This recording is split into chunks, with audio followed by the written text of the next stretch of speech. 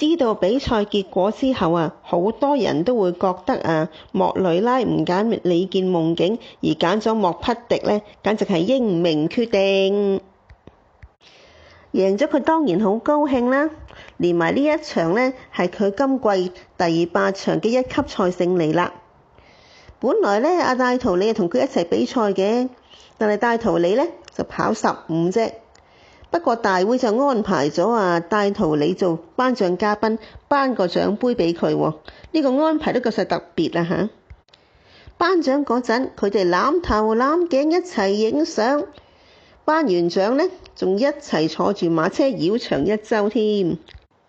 莫匹迪而家已經係3冠馬啦，當然會繼續參加其他大賽啦。至於莫雷拉呢，有資料顯示佢1月5號會喺烏拉圭參賽喎，騎嘅係第2啲馬，當然又係大賽啦。至於當日有冇其他嘅聘約呢，暫時就未知。如果佢要去澳洲呢，應該係再遲啲啊。係啦，唔知出年3月有冇人請佢返嚟香港跑打比呢？係啦，最近有報紙有一個專訪，話莫雷拉覺得方嘉柏好善良，而且識得雪中送炭喎。莫雷拉應該唔識得雪中送炭呢個成語㗎，點解寫嗰個記者會咁寫嘅呢？會唔會形容得嚴重咗少少呢嚇？另外睇返禮拜日香港嗰啲賽後報告呢，阿莫雅話李健夢境出閘笨拙，向外斜跑，同埋嗰隻精算暴雪碰撞喎，咁即係隻馬唔聽使啦。結果就跑第9，天下第一高手又點樣啫？隻馬唔聽使就唔聽使㗎啦。我記得喺上個禮拜日嘅比賽跑之前，有人喺個網度話，如果莫雷拉係神，莫雅就係神中之神。